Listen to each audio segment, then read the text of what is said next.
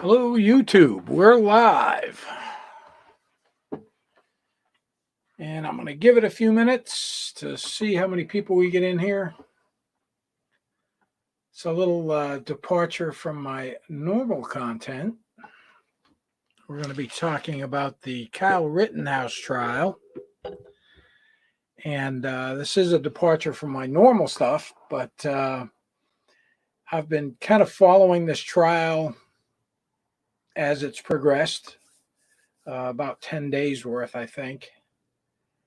And they just now completed the closing arguments, and the jury will be back tomorrow morning at 9 a.m. Kenosha time for deliberation. So we'll have to wait and see how this goes. Yep. Zuckduck, hello. Well, acquittal, we'll see. Kaylee, yep, I just finished myself. I didn't know if it was going to be done in time to start the live or not. As always, you can join in. I've posted the link a couple times. I will post it again. This has really captured my attention.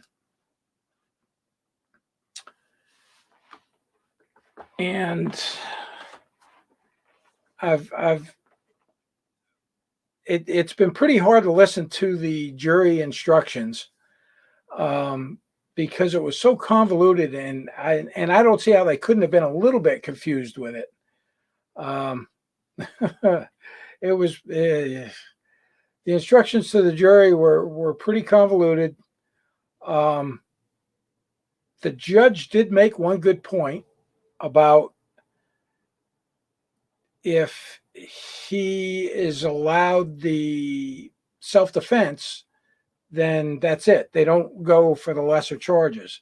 So like in the first charge, if they find that it was self-defense, then that's it. They go on to the next. If they can't agree on that first charge, then they can look at a lesser charge. We'll see how that goes. I'm going to change over here. I'm going to jump into my thing here. We got, let's see, we got combat mechanic jumping in. He was in the other day. Hey, how's it going, Master Sergeant? Hey, good evening. Good evening. Yeah, I just finished. I spent the entire day watching this, the jury instructions and the closing arguments. And it was pretty interesting. I don't know if you got to catch any of it today or not, but I'd be curious. Have you been following the trial at all? Yes, sir, I have. And it's been interesting. But at the end of the day, the guy was getting rushed by, three people, I think, and the guy, the guy was trying to take his gun away from him, and that guy has to assume, I know you have a police background. You have to assume if somebody's taking your gun away, they're about to use it on you. Exactly. And, from a military standpoint, from a law enforcement background, lethal force is authorized every time. When somebody's wrestling and trying to get your firearm from you, no holds barred. They're trying to get it for a reason, and it's not going to be to clean it for you. Yes, sir. Let's see who we get in here. Julia, welcome. Kitty 78. Gia, good evening. Yeah, the instructions were ridiculous. Even the judge, Kaylee, the judge thought it was crazy. The judge probably does need to retire. He's really hard to listen to. He was doing a lot of that. I love that judge. He is making the prosecution. He put those guys on notice. Oh, he did. He made them do their job.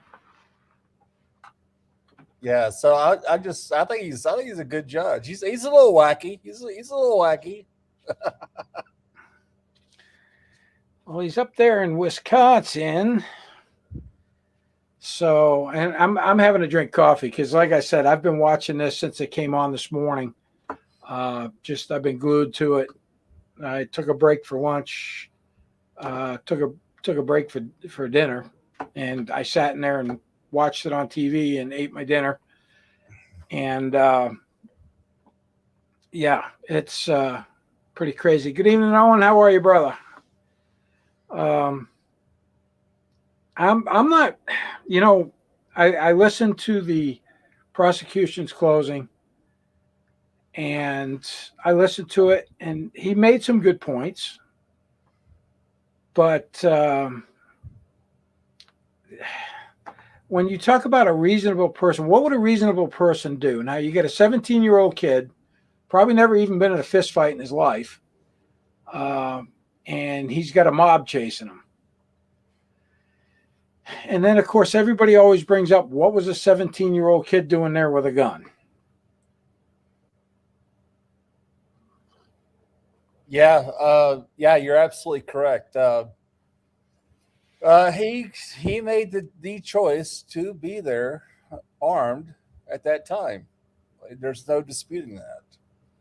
Do I think that maybe he had some bad advice and direction? Yeah, I think he did. You know what?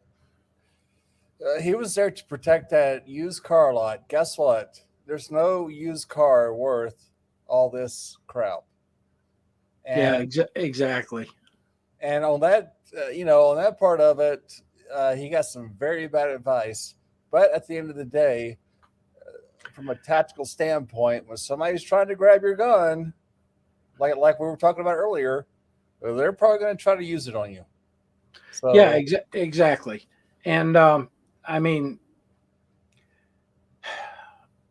he had just as much right to be there as any of and I'm not going to call them protesters. They're rioters.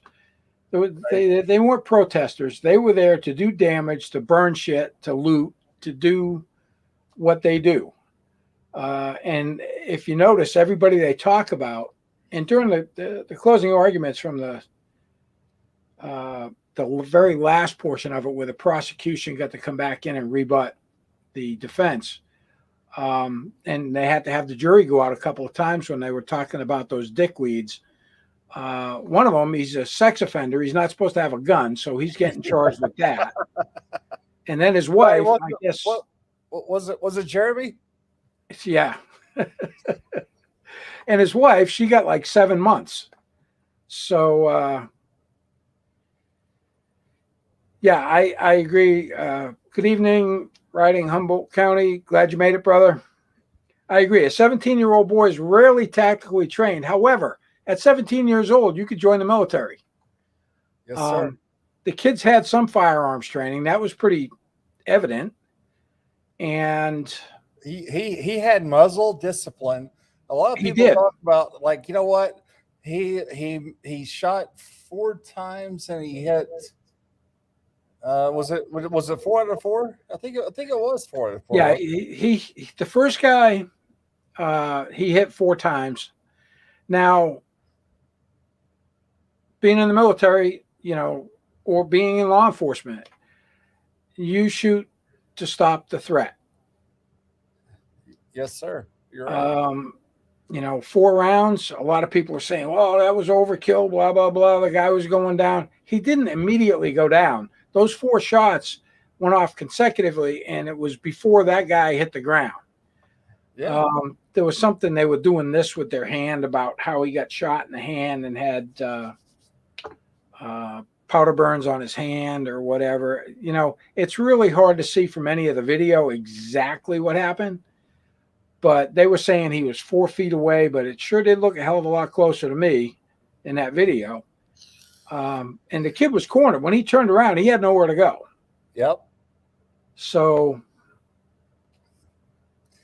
this is a slam dunk for the defense. Yes, their lawyers are on point. I mean, that guy got up there and he pointed. He's like, this guy had this weapon. This guy had this weapon. This guy had that weapon.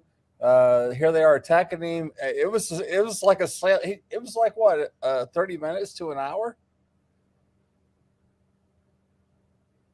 On which on one? the closing on the defense. Oh, it was 2.5 hours. Oh, was it really? Oh Okay. yeah, it went on and on and on. Okay. They both did actually. They both they were given 2.5 hours, and I think they used every bit of it. And then, of course, the prosecution gets to come back with the rebuttal at the end. Um, and then, of course, all he did was just rehash what they had previously said, that the defense kind of debunked some of it. But I mean, it's all in the perception. How you want to view what you see. That's like video. Video is great evidence, so long as you have the context to go with it. Right. So Right. you've got the first guy that got shot that had made some, and I'm sorry, I can't even remember their names right now because, boom, my head's about ready to explode after watching this all day. It's all in the perception. It's all in what took place. I guess the first guy had made some threats. I'm going to take that gun away from you. I'm going to kill you. I'm going to do this. I'm going to do that. Well, we don't see that on tape. Well, you didn't get everything on tape. You've got everybody's got their cell phones out. Everybody, the drone, all that stuff. The FBI had aircraft up that were monitoring the situation. It's insane. It's insane how much video evidence there actually is, but you have to take it in context of what's happening on the ground as well. It's going to be a slam dunk for the defense, but let's pull back to a 30,000-foot picture here. What's causing these young men to go out and form these tribes, sort of, kind of, I guess, and want to fight each other when they live in the most prosperous country this world has ever known? That's what I can't figure out. Yeah, I can't either. And if you notice, well, they never did identify the guy that tried to do the flying drop kick to the face. They never identified him. I find that hard to believe that they couldn't track that guy down. Right. And he did take 2 shots at him, didn't hit him, but he didn't come back for a second kick. So I think the point got put across that you try and kick me in the head. Now everybody said, "Oh, he's only kicking him in the head." Well, you know what? Assault and battery with a dangerous weapon. It's called a shod foot. That's a felony charge. That's going to create some serious bodily harm. The skateboard, another assault and battery with a deadly weapon. Life-changing injuries come out of that. Exactly. That means you get to sit in a chair for the rest of your life and watch the world go by. That is a deadly weapon. All right, we got somebody else joining in. Let me add Mike to the stream. Good evening, Mike. Can you hear us? Yeah, I can hear you. Can you hear me? Yep, can hear you perfectly. Good evening, sir. Hey, Charlie. Oh yeah, sorry, I got a bit of an echo here. It's kind of strange. If you've got your YouTube open in the background, it'll do that. Yeah, technology, huh? Hey, it took me a while to figure that out. Hey man, just wanted to say I'm a big fan. I like what you do. Well, thank you. Yeah, tonight's kind of an off take from what I usually do, but this is something that's really intriguing me watching this entire trial, and it's kind of nuts. Yeah, because this could actually have ramifications for everyone in regards to self-defense. Yeah, I just actually finished watching the closing arguments. It was pretty interesting. I've been trying to. There's so much of it, so it's hard to keep up with all of it. So it's you're right. It's interesting. I think there's a lot of nuance there, and I don't proclaim to be a legal mind of any sort. But yeah, there's just a lot going on. I don't even know where to start. Yeah. I'm just trying to catch up on some of the comments here. So, riding Humboldt County, Kenosha, Wisconsin, they had some riots the beginning of last year or sometime last year, burning businesses and destroying stuff, looting. This kid, Kyle Rittenhouse, and a buddy of his and some other friends went down there to basically secure a used car lot. Push come to shove, he ends up in the middle of this mob. He gets attacked. He shoots and kills 2 people and wounds a third. And he was charged with reckless first-degree murder, I believe. He's got like 5 or 6 counts against him. So that's pretty much what's going on. And they're claiming self-defense. So we'll see what happens. I tried to look at it objectively from both sides, from the prosecution side as a law enforcement officer. First off, they jumped the gun. They charged the kid, 2 days? They didn't even have autopsy reports. They didn't have shit. Yep. No statements, no nothing. 2 days, they were still collecting evidence. They were still finding shell casings 2 days later. So I think there was pressure put on the prosecution, and he was handed a shit sandwich to begin with, and he had to do the best he could with it. Well, first of all, he should lose that case just on his haircut alone. Okay, that haircut is not going to fly. Yeah, he had that little do thing going there in the front. Actually, he kind of came across. I was watching day 4 or day 5 or something. He really came across really shitty that day. He came across very pompous and arrogant, and I think that's going to hurt him. I cannot believe the way that judge is dressing him down every day. I mean, it's just like, wow. Something I found that was particularly interesting is in a lot of these cases, they use intense timelines, certain actions that, happened. The prosecution was breaking down, frame by frame what was going on. They said, oh, well, he could have done this. He could have done this. And I'm always curious why defense doesn't bring in someone with some, I guess, experience, like combat experience, like many of us have. And, somebody who's been in high adrenaline situations and someone who can, sort of speak to hindsight being 2020. And what did you do, Mike? I was in the Air Force, so you can laugh, but I was too. I'm jealous. I was too. Well, I was a joint terminal attack controller, so I was with the Army, so I wasn't that smart. But yeah. So nice. It's always just really interesting because I think that would be a really, and again, no legal mind here, a really interesting way for the defense to bring on somebody like a Leo or a someone with some experience in high adrenaline situations to where they can kind of say like, hey, like this is, along with the physiological side of, hey, like this is kind of what happens. He had 2 seconds to make a decision. We're not saying if it's right or wrong, but this is why the decision happened with the speed at which it does. So I don't know. Maybe that's just me looking at it from a military perspective, but I've got a pretty extensive Leo background, and everything I've ever been taught, high stress situation like that, I think the kid did a really good job.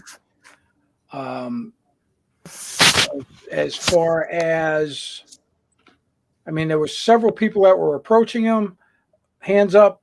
He didn't engage. He continued on. He was trying to get to the police. I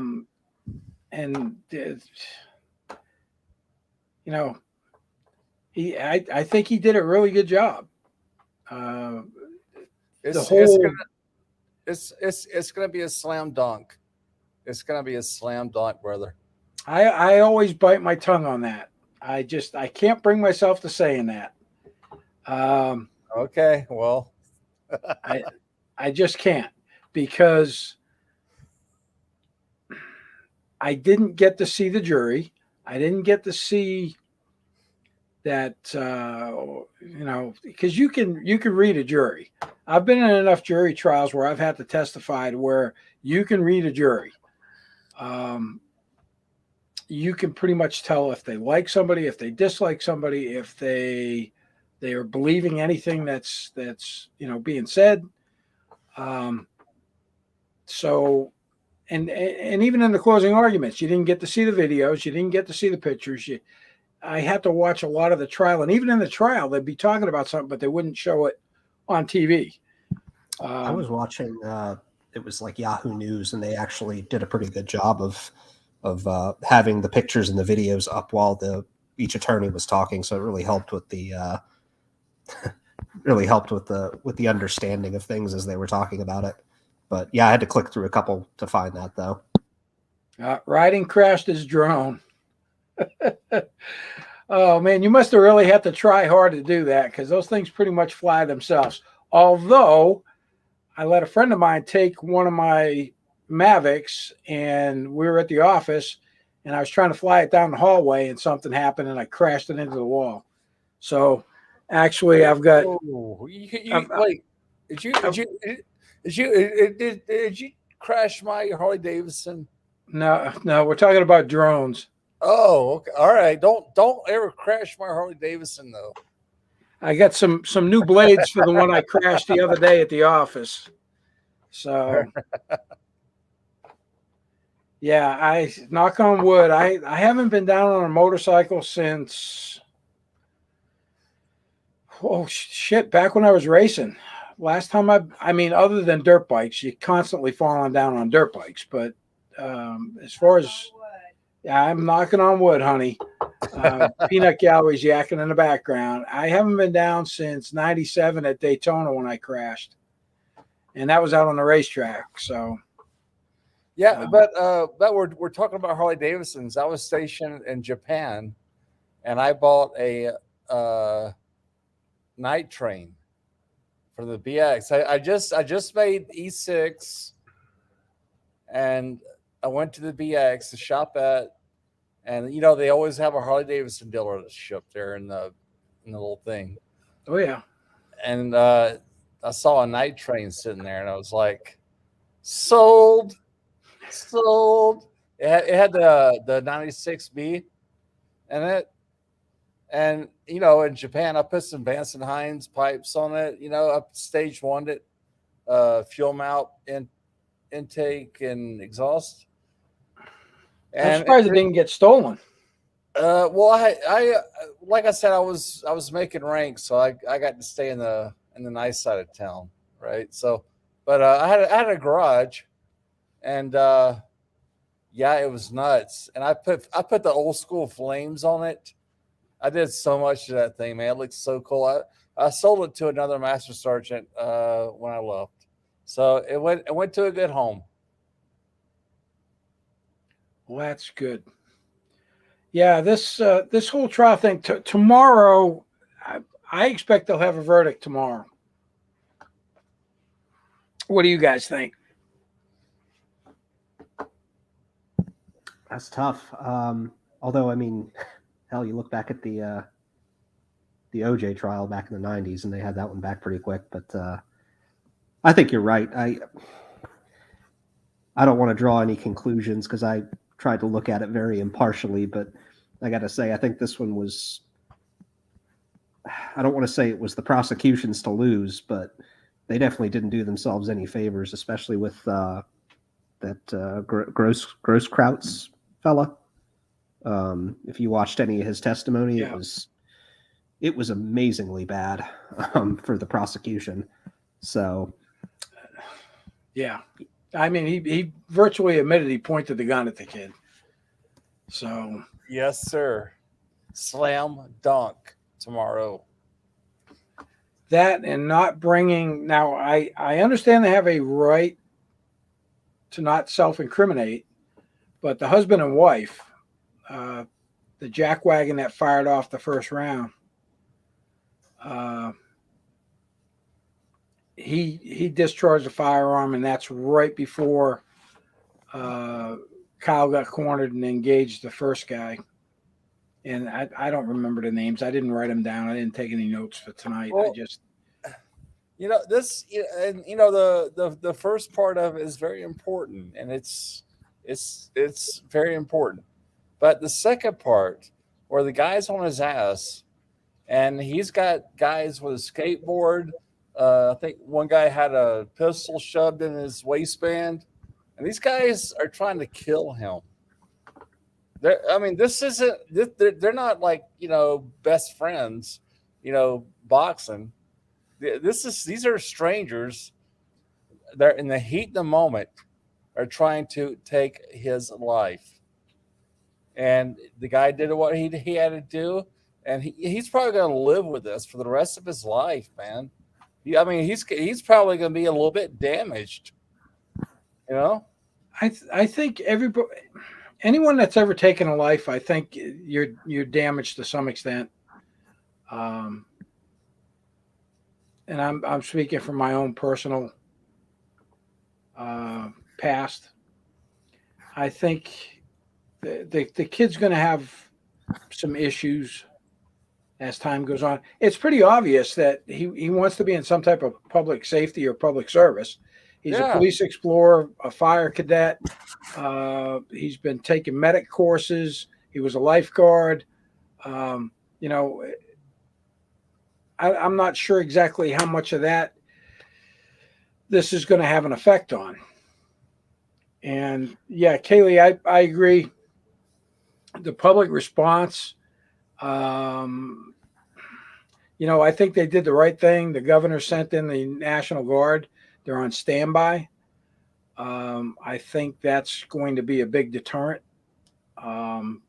if they're allowed to go out on the streets and keep the peace. And Eric, yeah, I think it's there's going to be a backlash either way. If he is convicted, it's going to be a huge blow to anyone using self-defense. I would like to ask Mike a question. Go ahead. Looking into your crystal ball, if you say he's innocent or guilty, do you think that this is going to spark any kind of outrage in America as far as riots and whatnot? Oh yeah, no, I think it's a lose-lose. I mean, especially given everything that's been going on in America with our geopolitics and our sociopolitics. Like, you can just look and flip through the news channels and see the dichotomy of what's happening with this case, and it's and it's tough. I mean, killing ain't easy until you get good at it, and even then, it stays with you. But I try to look at the totality of the circumstances for this. I think that the kid came from a place of immaturity and probably shouldn't have been there, or should have done a lot of things very differently. Yeah. But then he got boxed into a situation to where things happened. And, once you pull that trigger, you can't take it back. But yeah, I think, it's our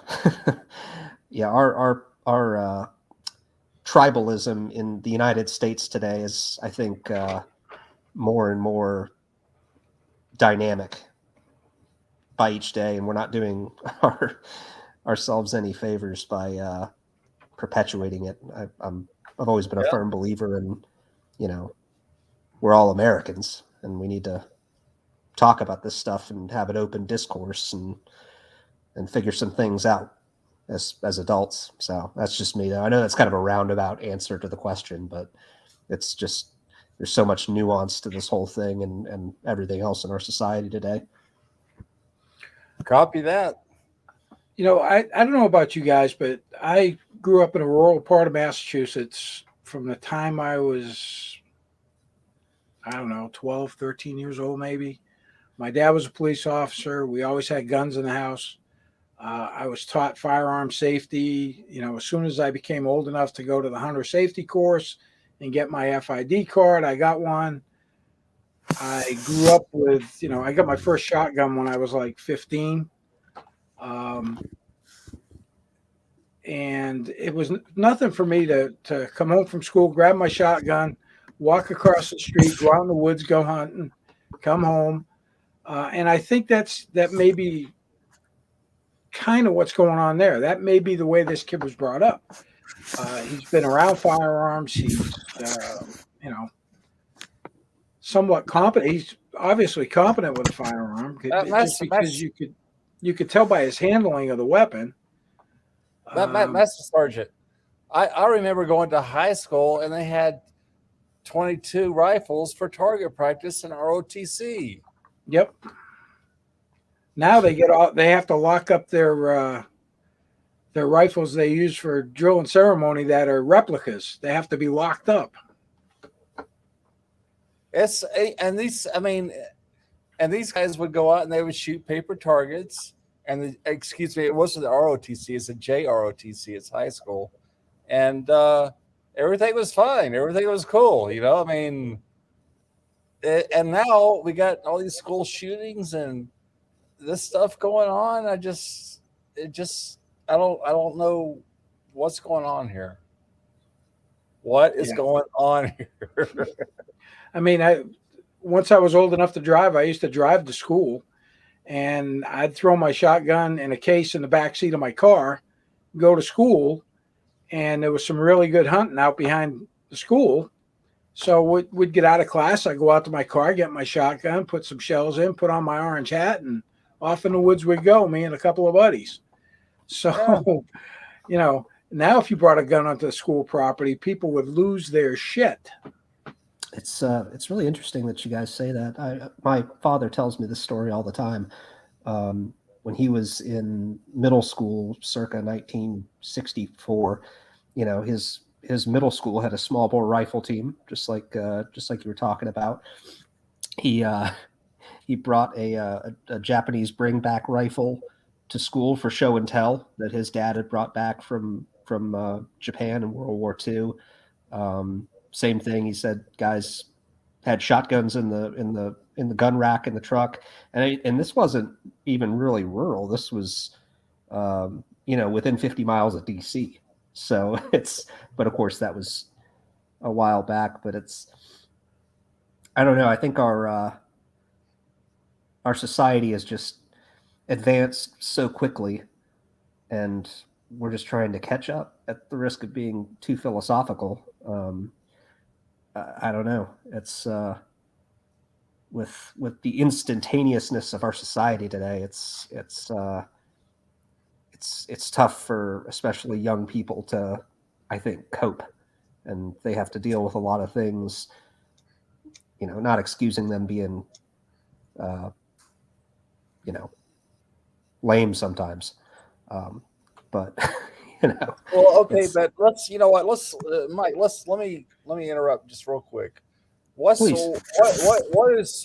more harder? That's not even a word. What is more difficult to do? Go out and trap a buck, skin it, kill it, all that stuff, cook it up, or go on Facebook and listen to one of your friends talk about how bad you are. I mean, it's. I'm not trying to be cold, but there's a big disparity between those two. Oh, absolutely. No, I 100% agree. It's funny we've moved on from the trial and now discussing the existential issues facing America's youth. But, yeah. No, that's the thing is I don't think that there's a real answer. If I had it, then I wouldn't be hanging out with you jamokes on a Monday night, I'll tell you what, I'd like to get the money that kid got for his drone footage, because somebody paid him big bucks for that. Oh yeah, I know. And what's this Gross Krauts? The defense made a big deal. He's already filed like a $10 million lawsuit, and that's interesting as well. But yeah, they kept saying he's got 10 million reasons. Yeah, it's But I mean, if you look at, I didn't see a father in the Rittenhouse family there. Yes, sir. Just talked about mom and him. So I mean, you can't get blood from a stone. So I don't know who he's planning on suing, unless he's going to sue the city for the police Well, not moving in and doing something. I I guess. I I thought you were going to talk more about the absence of a father and the household as opposed to the monetary situation.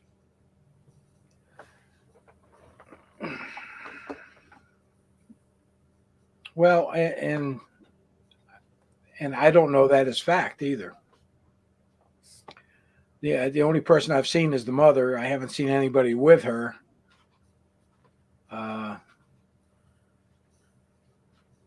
don't know. Maybe that's why the kid's so much involved with being a police explorer and a fire cadet and all of that stuff. Uh, Maybe his Is family life isn't all that great. Well, or you know what? Maybe he realized that he was the young man in charge, and you know what? You got to go out and get it, and that's Yep. what he was doing. I know he was excellent on the stand. I've seen veteran police officers that can't give a testimony that good. You know what's nuts about that? Well, it's not nuts, but what's odd about that is that he has such a baby face, and you just don't see this guy. You know, the guy. I'm not trying to make light of it, but the guy who just shot what two or three people, and he has such a baby face, and I'm not trying to make light of it. I apologize. Yeah, Kaylee just said that his dad. Yeah, his dad lives in Kenosha, so they must be separated or whatever for whatever reasons. Okay, okay. And I know the gun was actually in Kenosha as well. He didn't transport it across state lines. That's another thing. They're not charging him minor in possession. yeah, it was something about a loophole in the state law about it isn't an MIP unless it's a short-barreled rifle or something. And I'm no expert on gun laws in the state of Wisconsin, but it was really interesting. It sounds like the defense found some sort of, I don't want to call it a loophole, but I just did. So that knocked off that charge. Which going into this, I was like, well, they're for sure going to get him on that one, But Oh yeah, I thought that was going to be a slam dunk as a misdemeanor charge. yeah, But then when I finally found out that they had dropped that, I was like, how did they drop that? But and that didn't help the prosecution either, because they had absolutely nothing at that point to hang their hat on. Yeah, it's a really interesting case, and it's Length of the barrels. So Yeah. ARs have got different length barrels, and I wasn't really paying attention. I know they measured the barrel of the rifle in the courtroom, and I didn't pay any attention to it. So, Hey, Master Sergeant. Go ahead. How do I donate you on Streamlabs? Good question. I don't know. I'm not here for the donations, but I appreciate the offer. I think you have to do it through like super chats or whatever, but I appreciate the thought. Yeah, the length of the barrel, I guess, according to Kaylee, that's why it was dropped. So I guess, well, I mean, it's obviously it's open carry because he wasn't the only person there carrying an AR. As you were looking at the videos, there was a lot of people walking around there with long guns.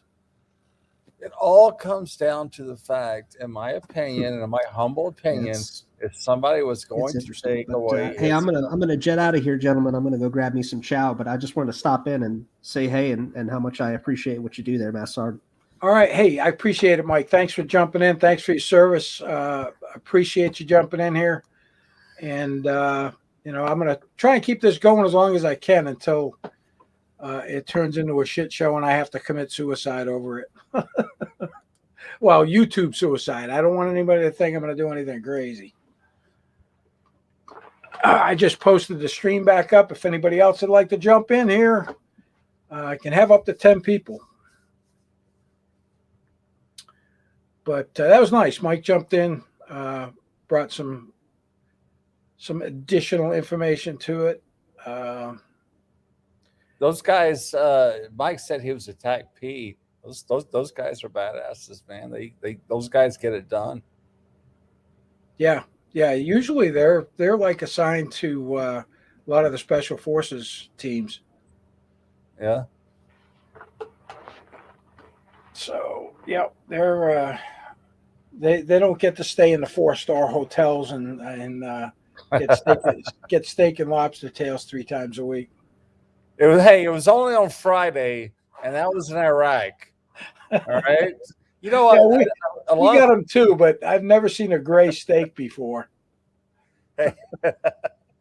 Hey, I tell people this, and I'm not lying, and I'm like, guess where the best place I ever ate in my life is?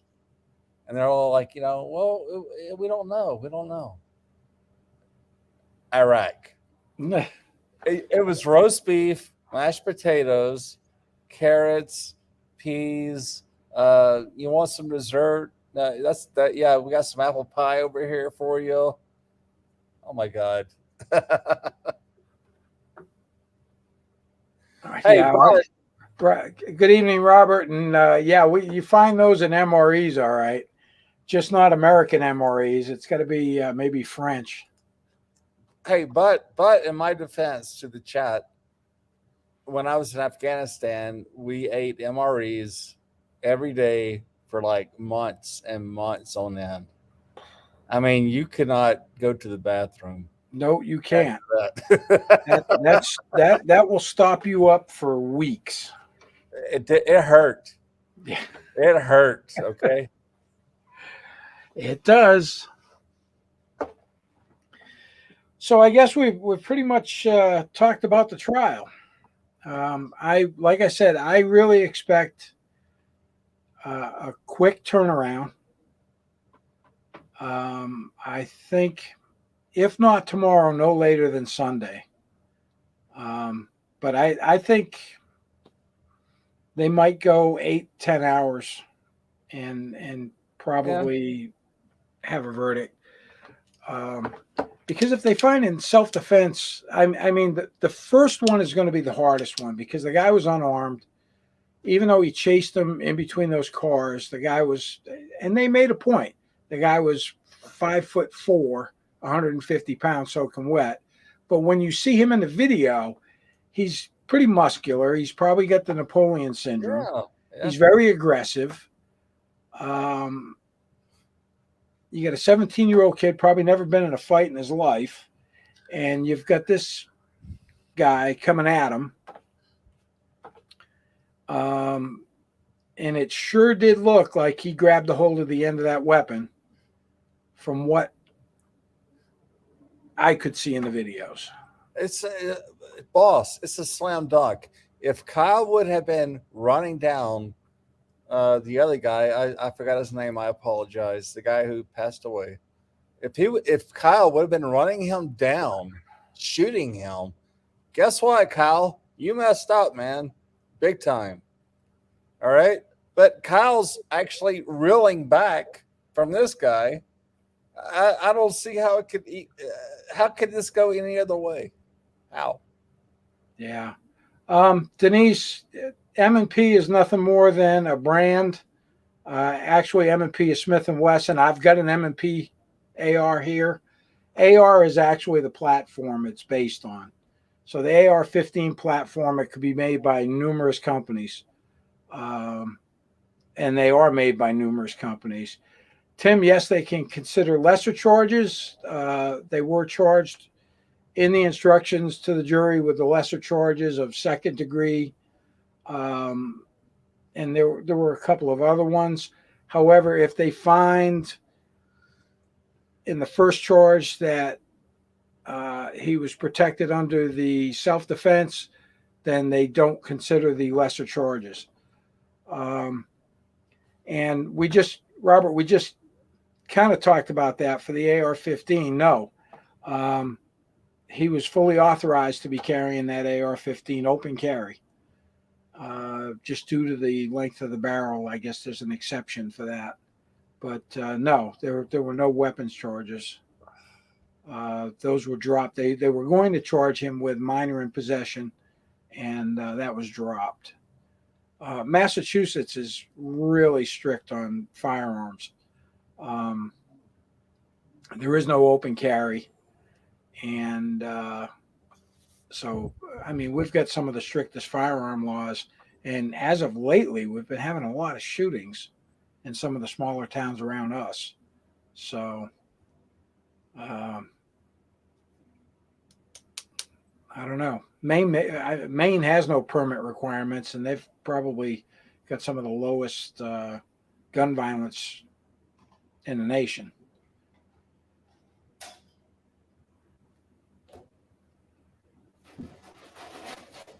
Yes, correct. Rosenbaum, Huber, those two were killed, and Grosskreutz.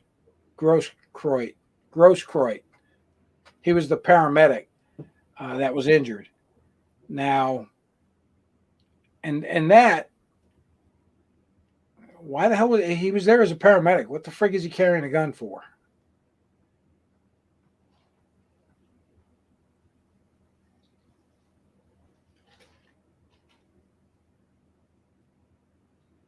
Yeah, we don't know if he's going to walk on all charges. We're just going to have to wait and see. But the way it's looking and everything that I've seen, and after listening to the closing arguments, prosecution, I don't think, made their case. I think they're going to most likely find that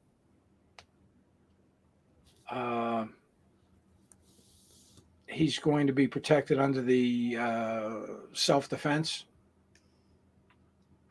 My personal opinion on it. Stand your ground.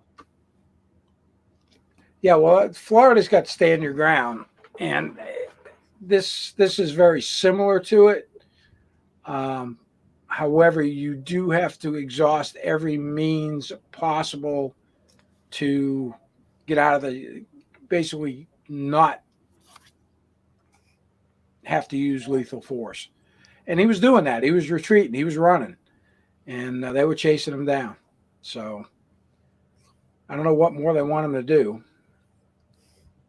And shooting 2 and 3, 2, 3, and well, actually there was 1, 2, 3. There were 4 different shootings. The first one with Rosenbaum, 4 shots fired. Then there was a total of another 4 shots fired. So he runs a couple of blocks. The crowd catches up to him.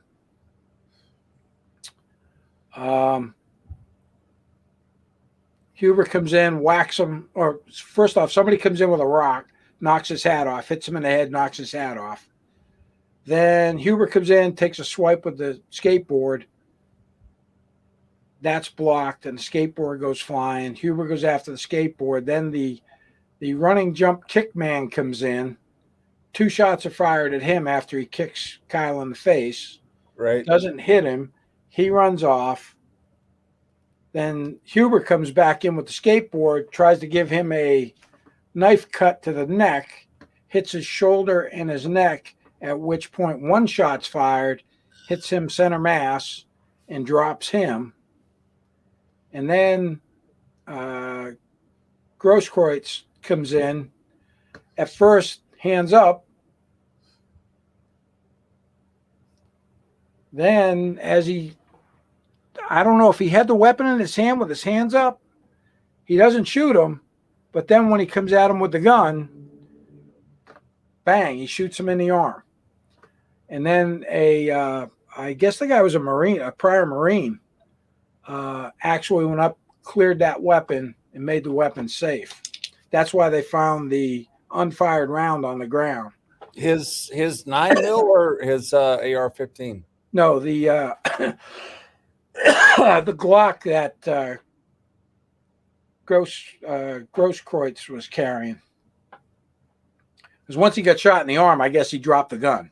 Right. And then another guy came up and cleared the weapon and put a tourniquet on his arm, because I guess it did quite a bit of damage. And at that point, Rittenhouse got up and went straight toward the police. You know, hands up. I was involved in a shooting. I just shot somebody. It was a 27. Hey, I got a Glock 27. What's the 27? I got a 19. 27 is a 40 caliber compact. Oh, nice. Okay. I love that little pea shooter. But yeah, getting back, from my understanding, about 90% of his bicep was removed by lead poisoning, unfortunately. I can keep spinning this, boss, but I mean, it keeps landing on innocent, because the guy was running away. He was constantly fleeing. On the first scene, fleeing back into the cars. Second scene, fleeing down the street, gets knocked in the head with a rock, gets kind of gang banged, I guess, for lack of better words. Skateboard, and this guy's coming up, and they're like, shoot him. You know, this guy, it's so easy for us to sit here on YouTube and break all this stuff down minute by minute, isn't it? Right? It is. It's very easy to Monday morning quarterback everything, and that's something I try not to do. But I did want to talk about this trial because it's very, very intriguing. It's very it's current. It's very controversial. Right. You get both sides of the house, depending. My question is, when did protesting turn into rioting? Why is it that I just don't get it? You know, I think of a protester, somebody out there with a sign, maybe a bullhorn, trying to get their point across. It's peaceful, nothing goes on. But man, I'll tell you, in the last 5 to 10 years, it just, OJ trial. Actually, I think Rodney King. I think that was pretty crazy. But I think that was probably taken out of context, because that actual encounter lasted like almost, I think, an hour long, because he was putting a lot of other people's lives in danger when he was speeding down the highway. But they only show when the cops were beating the crap out of him. And you know what? I wasn't there. I don't know. I have no idea. But I'm just saying, it looks like it was taken out of context. That's all. I can remember seeing that. I can remember the videos. I can remember thinking, dude, he's down. You don't have to keep beating him. Yeah. But now it's and I mean, this whole thing in Kenosha started over the police shooting a black man. And that seems to be one of the common denominators right now, is the race thing.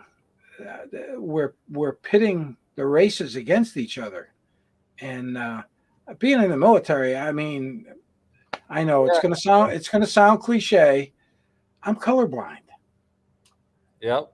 You know, I got lots of great friends that are black, white, Hispanic, Asian, you name it. I've got a lot of great friends that I've worked with, worked under, worked for, whatever, in the military. And I see them as Bob or Joe or whatever. And then we get thrown into this shit, trying to divide the country by race. Yeah, like I had a long beautiful military career, and most of my friends, I'm a white guy, in case you can't tell by my voice, as you probably can. I don't care, but most of my friends were Asian, Black, Pacific Islander, uh, Mexican. I mean, it didn't matter. We didn't even think about that. We No. just, you know what? It was, you know what? You got a uniform on. I got a uniform on. We're out here shoulder to shoulder. Yes, I may have more stripes than you do, but that's okay. It doesn't matter. We're all out here for the same fight. You lead from the front by example. Yep. Yeah. I mean, I don't know. I almost think that Germany has it right. I mean, they make everybody has to do 2 years in the military, unless they're in a trade, and they're in a trade school. But when I was stationed over there, I thought that was pretty cool. And probably wouldn't be a bad thing here. We wouldn't have so many freaking cupcakes out there that don't know whether they go in the men's room or the ladies' room. Yeah, yes, sir. But we're starting to get derailed again from the trial. Yeah, we are. I could go on and on. I usually don't. I'm not a very political person. Thanks, Julia, for tuning in. Appreciate it. Yeah, school board meetings, Robert. You're right. Squatch. Yeah, Rodney was a big fella. He was a big boy.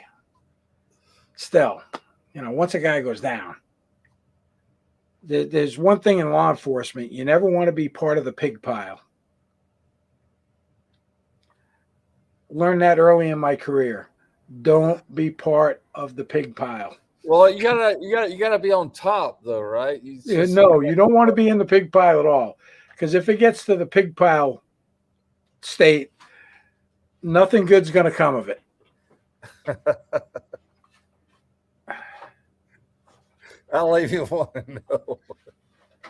Yeah, Robert, I don't know if there's any riot potential for this verdict or not, just due to the fact that that race really doesn't come into play here. Everybody involved was white. Right. So, I don't know. I'd be curious to see.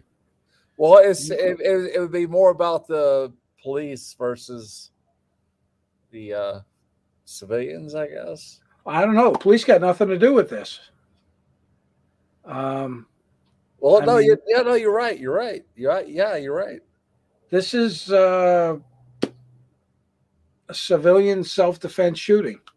Yeah. So I'll be curious to see what happens. I'll be really curious to see what happens. All right, boss. I gotta sign off. I really appreciate you having me. Hey, I appreciate you coming back in. Yeah, we've been on an hour anyway. I'm going to go ahead and wrap it up. But thanks for jumping in. I appreciate it. And good discussion as always. Yeah, I'll hang out until you finish up. All righty. I'm going to go back to this. All right, guys. So I'm going to roll it up for tonight. I appreciate everybody that tuned in. Just wanted to talk a little bit about the Kyle Rittenhouse trial and, just talk with some people. We had a couple guys jump in. Combat Mechanic, Mike, both jumped in. I appreciate that. Got their points of view. I gave my points of view. Let's see what happens tomorrow. They're going to be in deliberations. And we'll see if we get a verdict tomorrow. If not, maybe Sunday. But I think it's going to be pretty quick. I'm not going to make a prediction. Usually when I do, I'm wrong. However, I'm leaning more toward the self-defense thing, and I think that's the way it should go. Everything I've seen in the videos. Anyway, thanks again for tuning in. If you like the content, make sure you subscribe to the channel. Hit the little bell ding-a-lingy there to get notifications of any new lives I may do or any uploads. As always, give me a thumbs up on here. If you're out there riding on twos, keep the shiny side up, rubber side down. And as always, have yourself a great day.